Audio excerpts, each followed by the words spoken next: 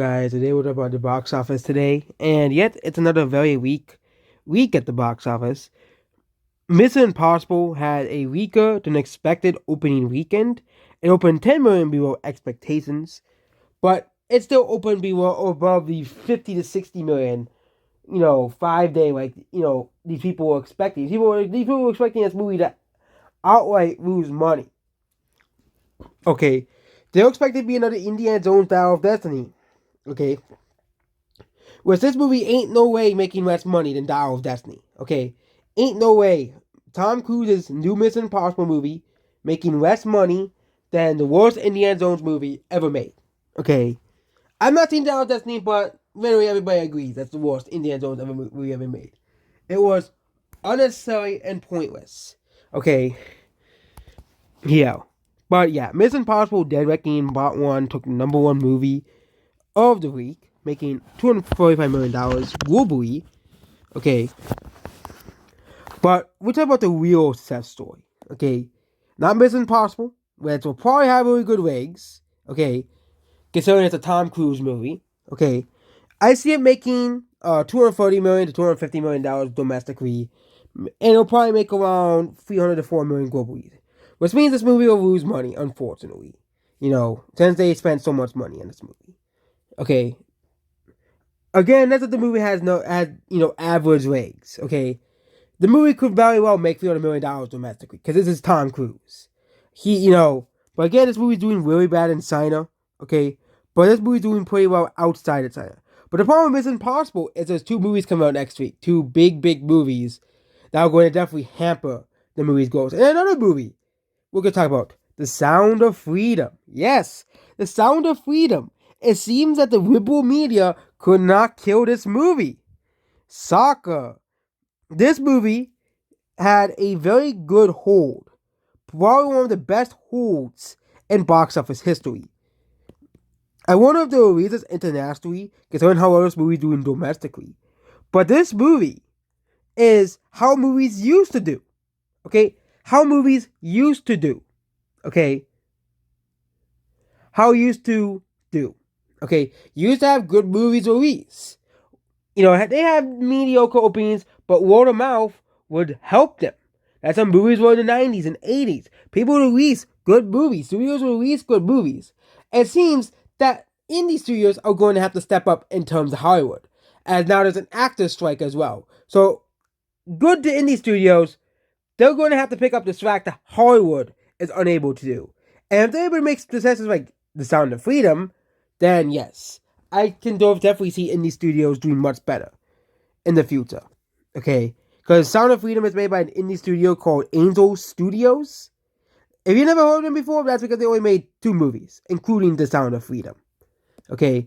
But this movie should be pretty good for independent movies all over the place. So if you are a theater goer, please support independent releases. Okay? They might save theater going experiences and movie experiences. People say modern movies are garbage, except, The Sound of Freedom exists. Top Gun Maverick exists, and Puss in Boots: The Last Wish exists. Okay? It seems that people just want good movies, and The Sound of Freedom is proof of that. It's going to continue making money. Probably going to pick up even more theaters next week. Probably going to drop next weekend because, Barbenheimer is coming out next week. Okay, but next is Insidious: The Red Door.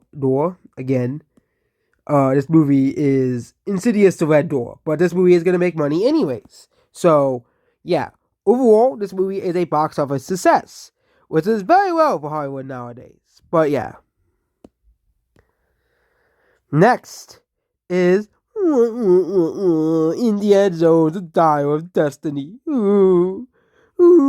Disney's big failure. Okay, this movie is not gonna make money. The question is, will it make more? Will have a smaller loss than Strange World? Okay, that's the question. Will Strange World make more money or lose less than Dial of Destiny? Okay, that's the question we're all asking. Okay, that's the question we're all asking. Will this movie lose less money than you know what? You know who? But yeah, Dial of Destiny is a failure, regardless if it loses less money. Then we have Elemental. For some reason, this movie is actually having legs.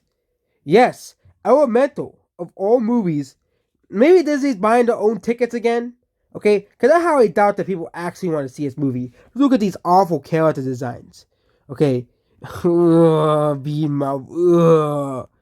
Okay. You can see it, the free mouth with the. Okay.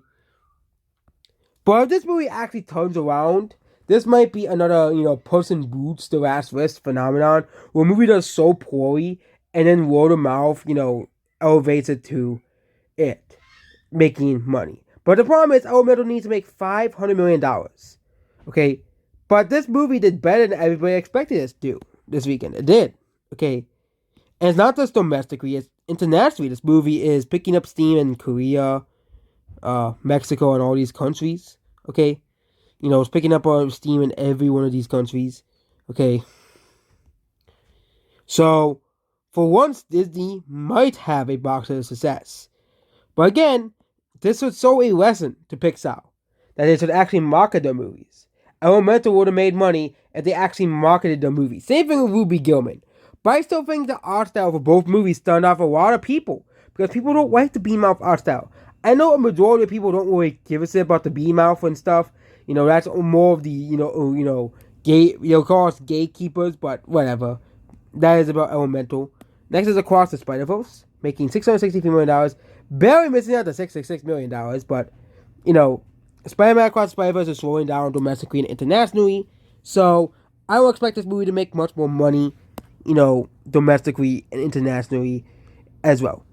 I don't think this movie will cost $400 million, that's definitely not, but this is a very, very, very impressive one for a sequel to a movie that didn't really even pass $400 million. So, yeah. Next is Rise of the Beasts. This movie is actually having some decent legs. Okay, yes, it had a pretty bad drop-off, but this movie is actually having decent legs domestically and internationally. Will it break even? Well, it needs to make $490 million to $500 million to break even. I think it'll get to $450 million, definitely. Okay, but, yeah. If it passes 450, that's actually pretty good. Okay, this movie hasn't released internationally in several markets, including Japan. I think that's it. Japan. It hasn't released there yet. So it'll probably get $20 million from major markets, including the United States, $25 million. It'll probably get another $20 million from Japan. Okay. And the movie will make $430 million. Which means this movie will have a small loss, and it'll make up its revenue through other sources. Which means this movie will be a loss. Very similar to Alita, Battle Angel. So, yeah. And other movies like Godzilla, King of the Monsters. Okay. Next is No Hard Feelings again. No one is going to see this movie. It is picking up steam internationally, but I don't think this will help the movie really. Okay, but it's starting to pick up steam internationally, and that's all this movie is gaining for it. It has going for it. It actually had a decent showing internationally this week, but I think this movie is also done as well. Next is No Joyride again.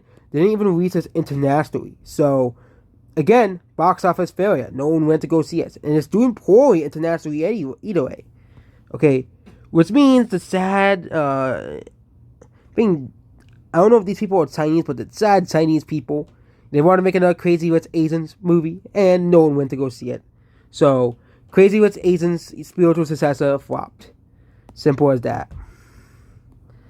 Next is Little Mermaid remake. This movie is also basically dead. No way it is making $600 million. The movie's going to end up around $550 to $550 million, around that. Asteroid City will be another loss as well, considering the fact that this movie only is going to lose $5 million in the theaters, which means this movie will eventually make money through streaming and other avenues, which means this movie is overall a loss, very similar to Transformers Rise of the Beasts, likely will at the end of its box office run. So it isn't all bad news for Hollywood, okay? And then we have Ruby Gillman, again, another box office failure by DreamWorks. Again, we told you this movie looks awful. Bean Mouth. No more Bean Mouth. Please. Okay? Please. And these character designs are not even that good. Okay? It makes Illumination's art style look like, Pixar. Okay? This art style is ugly. Okay? And we told you this movie would flop. We told you, Bean Mouth, people don't like it. It's not interesting. Okay? And guess what? Absolutely 0 people went to go see this movie. So, overall, DreamWorks better learn their lesson hard that Bean Mouth is not the future of animation. Then, same thing at Pixar. Same thing at Pixar. The Flash. Okay? Yep, this movie's dead. Simple as that. Ezra Miller, no more Flash movies for you. And Past Life finally fell out of the top 10. Like, does anyone even care? But yeah. But Mario movie, I think it's nearing the end of its global run as well. Movie made it will not pass 3.5 billion as well. But the movie did pretty well in Japan. $93 million now. Had really great ratings in Japan. Okay.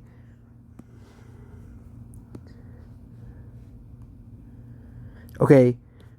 The movie is still making money in Japan. So, but it's done basically now. So, yeah. This movie has made.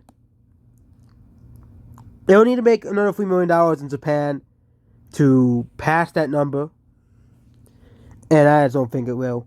Pretty good sales for the Mario movie in Japan. And that's it about this video here. Goodbye.